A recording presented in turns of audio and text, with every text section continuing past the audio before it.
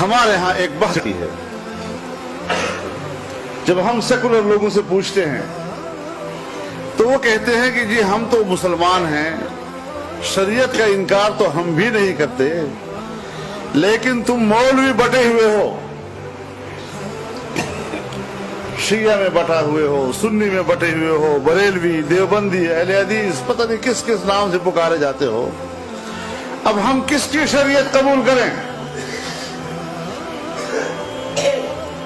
یہ سوال آپ نے بھی بہت سے لوگوں سے سنا ہوگا، کس ملا کا اسلام قبول کروں؟ مولوی تقسیم ہو گیا ہے۔ میرے محترم دوستو، ہمارے حضرات نے، ہمارے اکابرین نے اس مشکل کو حل کر دیا۔ اب اگر آپ سے کوئی یہ سوال کرے تو اس کو سمجھاؤ کہ تمہارے معلومات میں کمی ہے۔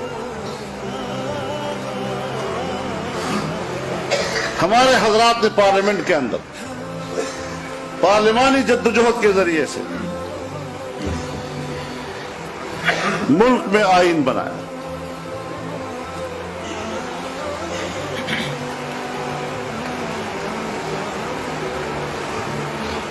سن 1949 اور 50 میں جب پہلی دستور ساز اسمبلی بیٹھی تو حضرت شیخ الاسلام علامہ شبیر احمد عثمانی رحمہ اللہ نے قرارداد مقاصد کا مسودہ بنایا، جسے اس وقت کے وزیر اعظم نوزاد لیاقت علی خان مرحوم نے دستور ساز اسمبلی میں پیش کیا اور متفقہ پاس ہوا۔ اس میں اللہ کی حاکمیت کو تسلیم کیا گیا اور انفرادی اور اجتماعی زندگی اسلامی تعلیمات کے مطابق گزارنے کا عہد کیا گیا ہے۔ عوام کے نمائندوں کے ذریعے اسلامی قوانین کو نافذ کرنا، اس کو اپنے لیے امانت تصور کرنے کی بات کی گئی، اور پھر اس میں اقتصادی نظام کے اصول اور اس پہ خارجہ تعلقات کے اصول، مقاصد۔ لیکن ہمارے ملک میں آئین بن ہی نہیں رہا، اب کیا کریں؟ سن 1973 میں جا کر آئین بنتا ہے، اور اس پارلیمنٹ میں ہمارے اکابر موجود ہیں۔ اس آئین میں لکھا ہوا ہے کہ اسلام پاکستان کا مملکتی مذہب ہو۔ اس آئین میں لکھا ہوا ہے کہ تمام قوانین قرآن و سنت کے مطابق بنائے جائیں گے۔ اس آئین میں لکھا ہوا ہے کہ قرآن و سنت کے منافی کوئی قانون نہیں بنے گا، اور اسی آئین کے تحت ایک اسلامی نظریاتی کونسل قائم کی گئی۔ اسلامی نظریاتی کونسل کے اراکین کون ہوں گے؟ اس کے اندر ماہرین قانون بھی ہوں گے اور ماہرین شریعت بھی ہوں گے، اور ماہرین شریعت میں تمام مکاتب فکر کی نمائندگی ہوگی، اور پھر یہ کونسل جو قرآن و سنت کے مطابق سفارشات پیش کرے گی، اس کے مطابق قانون سازی ہوگی۔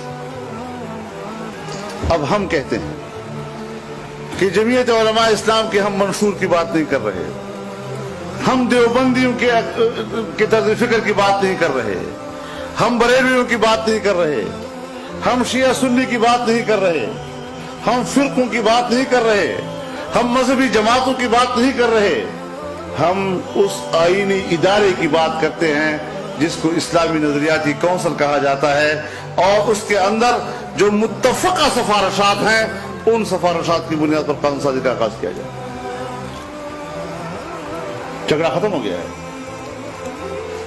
لیکن جب ہم ایک چیز پر عمل نہیں کرتے تو اگلی نسل آتی ہے، پھر اس سے بعد اگلی نسل آتی ہے، ان بیچاروں کو پتہ ہی نہیں ہوتا کہ ہمارے ملک کا آئین کیا ہے، پھر وہ بندوق اٹھا لیتے ہیں۔ اب جب بندوق اٹھاتے ہیں تو یہ تو انتہا پسند ہیں، یہ تو بے شدت پسند ہیں، یہ تو بندوق کی گولی کے زور سے ہم پر شریعت منواتے ہیں۔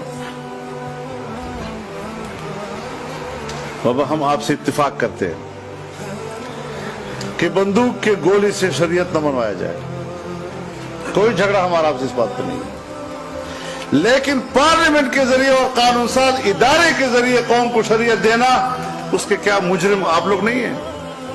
اگر وہ بندوق اٹھانے کے مجرم ہیں تو آپ جمہوری راستے سے اور پارلیمنٹ کے ذریعے اور قانون ساز ادارے سے ملک کو شریعت کا قانون نہ دینے کے مجرم ہیں۔